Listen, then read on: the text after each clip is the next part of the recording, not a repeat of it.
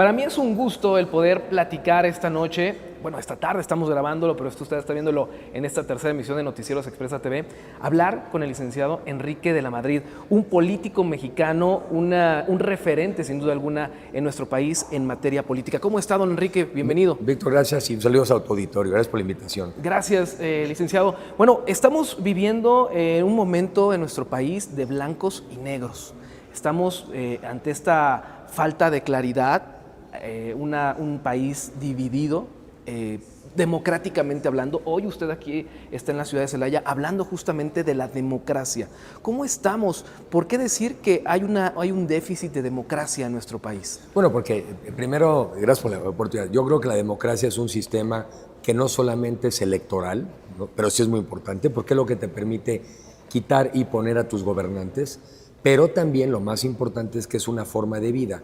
Crece en valores, la tolerancia, el respeto y la búsqueda de consensos. En México, ¿qué está pasando? Pues hay que decirlo.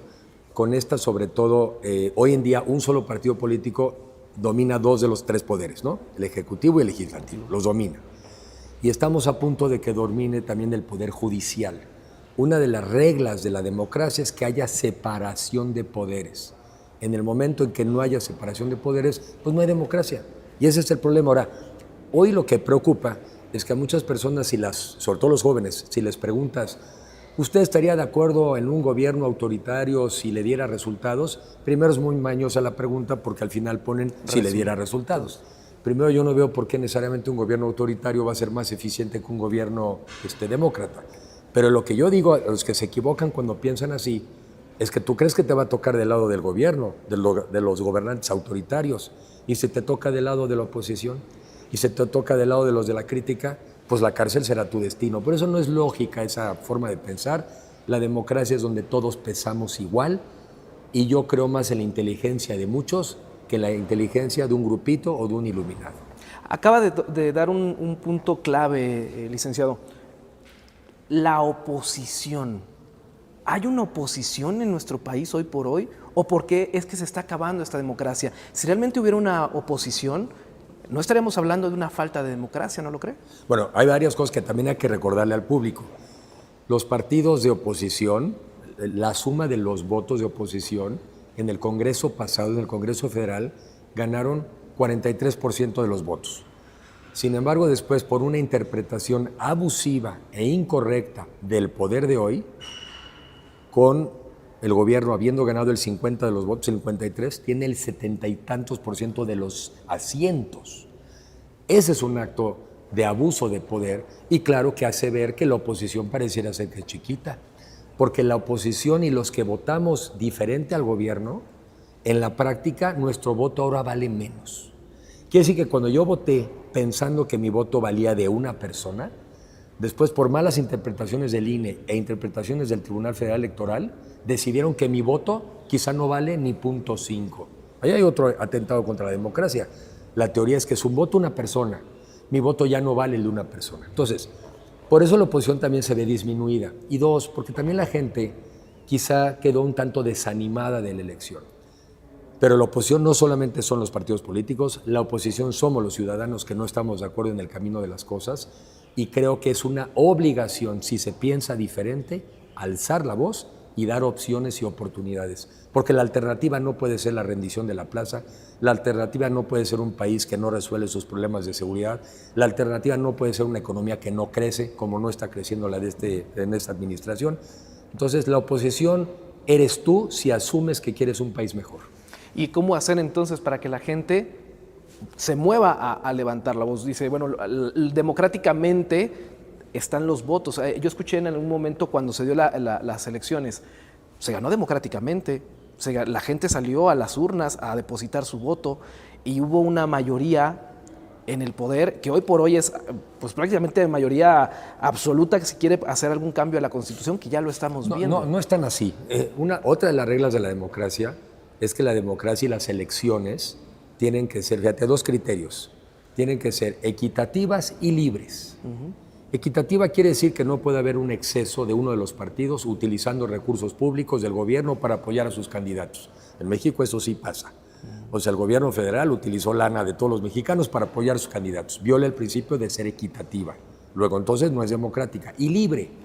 Eres libre cuando un grupo probablemente de, no sé, de crimen organizado limita que tú como candidato vayas y compitas.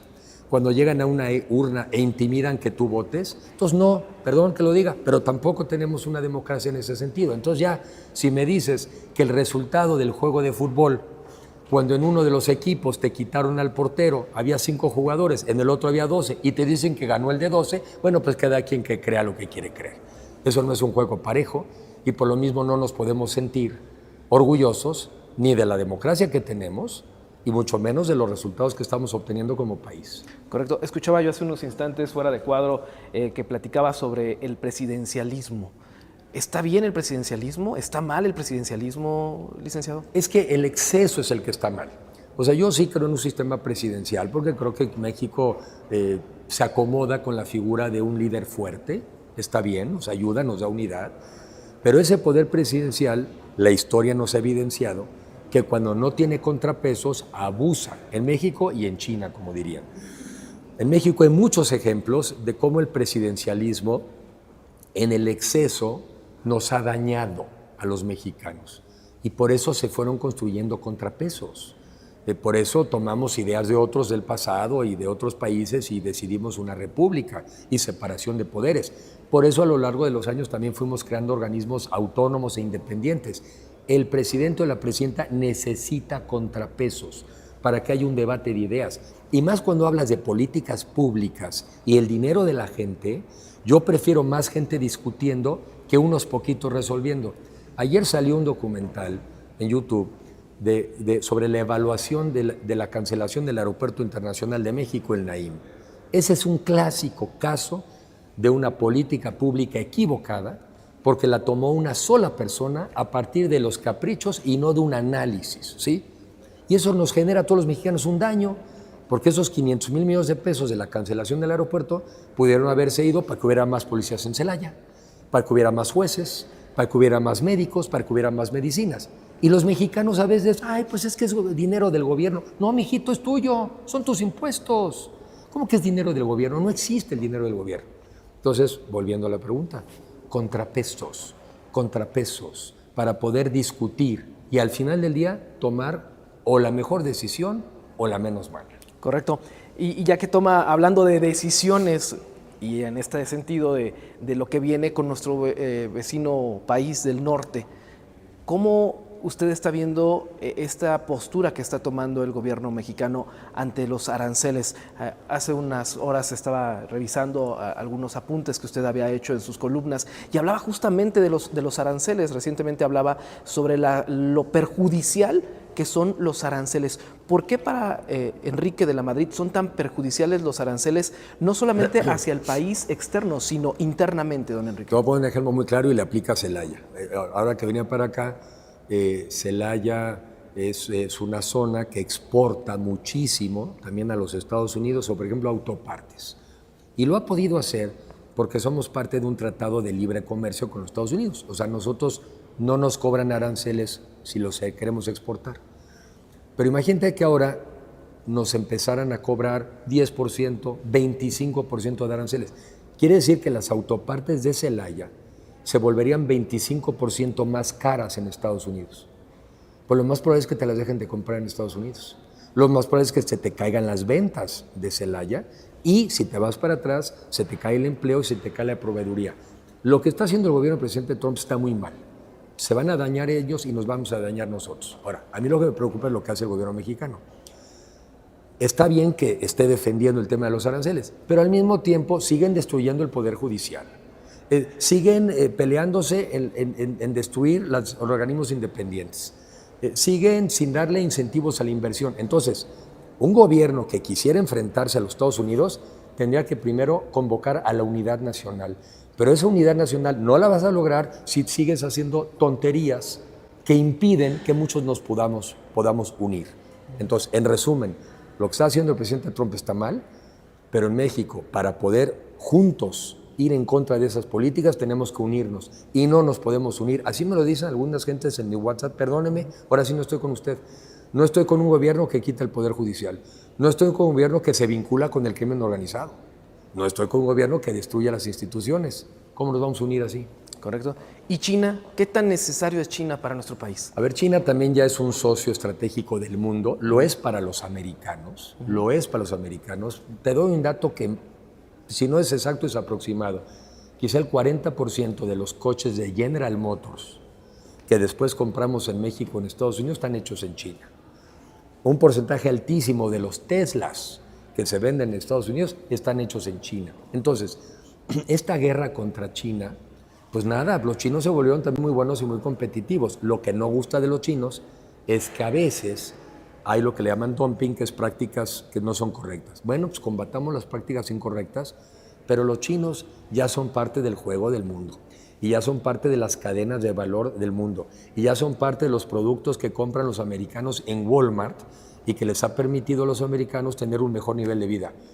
Ponte a pelearte con el mundo y el que lo va a pagar, entre otros, va a ser también el consumidor americano. Pero nosotros nos va a ir muy mal si esto no se arregla. Entonces sí necesitamos a China. Sí necesitamos a China, pero como los americanos sobre nosotros tienen un poderío enorme y sobre todo nos conviene la alianza con los americanos, tampoco nos vayamos a hacer bolas y poner en riesgo el 80% de nuestro comercio por tener actitudes un poco ingenuas con los chinos. Lo ideal, que no sé si podamos, es decidir qué los americanos no quieren que hagamos con los chinos, dicho así, telecomunicaciones, coches eléctricos y cosas estratégicas. Y una vez que sepamos eso, claro que los chinos les daremos la bienvenida a las inversiones, pero no pueden poner en riesgo una relación tan relevante como la que tenemos con Estados Unidos. Finalmente, licenciado Enrique, usted en diciembre tomó la decisión de dejar el Partido Revolucionario Institucional, un partido que por familia, pues usted ya venía. ¿Fue porque usted dejó de ser priista o el PRI dejó de ser priista? Es buena pregunta y tengo que quizá un poco la combinación de las dos. Sí, dejé de estar en el PRI, lo cual no quiere decir que muchos de mis amistades, de mis relaciones, de los contactos que tengo, pues siguen siendo propios, ¿no? Son relaciones que tengo.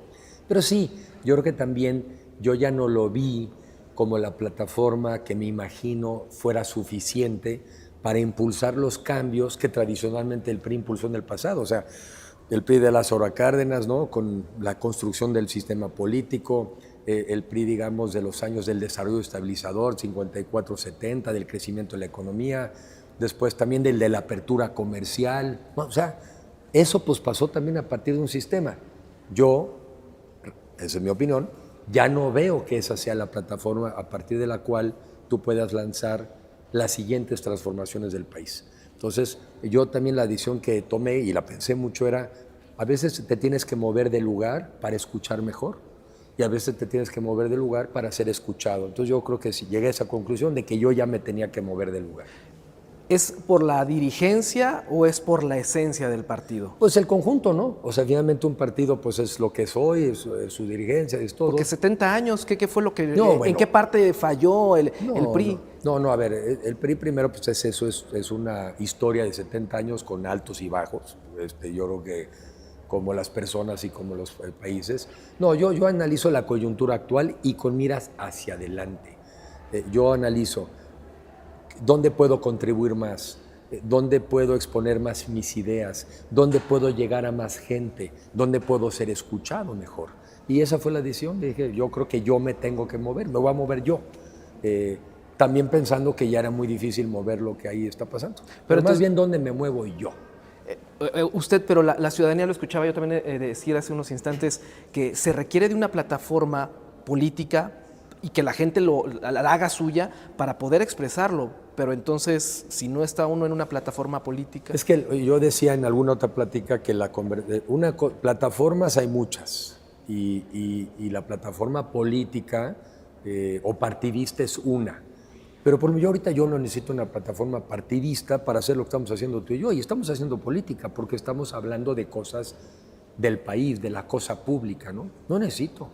Y también ese es un mensaje a la gente. Ustedes no necesitan formar parte de un partido político para hacer política, para involucrarse en su comunidad, en la situación de Celaya, en la situación del Estado. Entonces, creo que lo importante a mi juicio ahora es primero construir una narrativa, una historia, una nueva propuesta. ¿Qué propuesta nos vamos a dar los mexicanos ante el México de hoy Digo, el México de hoy es una tragedia, ¿no? La inseguridad, la economía que no crece, la gente que dice que no está en desempleo, pero ¿sabes dónde están? En la economía informal, o no buscando chamba, y por eso no estás en el desempleo. No, y mi punto es, México puede ser tanto mejor. Este país, que en la ubicación geográfica, al lado de la economía más grande del mundo, en medio de 2 océanos, cerca de América Latina, con una población joven, con recursos naturales, México podría ser tanto mejor. Ese es el tipo de conversaciones que yo quiero tener, y mucha gente no lo hace vinculándote con un partido político. Yo creo que primero es un diálogo más de ciudadanos, y después, en su momento, si se dan las condiciones, buscaremos el vehículo. Entonces habrá una cuarta vez. Una cuarta vez de... Buscar una posición política, recientemente fue candidato, bueno, aspirante a candidato presidencial. ¿Habrá una Sería tercera. Pero, a ver, eso no depende de mí. En cada momento lo hice yo si las circunstancias lo permitían. Ahora sí es diferente en algo. Ahora sí tenemos que construir con mucho más tiempo, tenemos que construir una historia convincente, una historia que incluya, no que excluya. Y además, ¿sabes qué? Que tenga asideros, que sea real. Yo sí estoy convencido de que todavía México puede ser un mucho mejor país, y mientras lo crea, no pararé en esa lucha. Licenciado Enrique de la Madrid, qué gusto tenerlo aquí en la ciudad de Celaya. Gracias por regalarnos estos minutos para aquí, para Expresa TV. Gracias a ti, Víctor. Muchas gracias por la oportunidad. Gracias. Vamos a una pausa. Regresamos con más.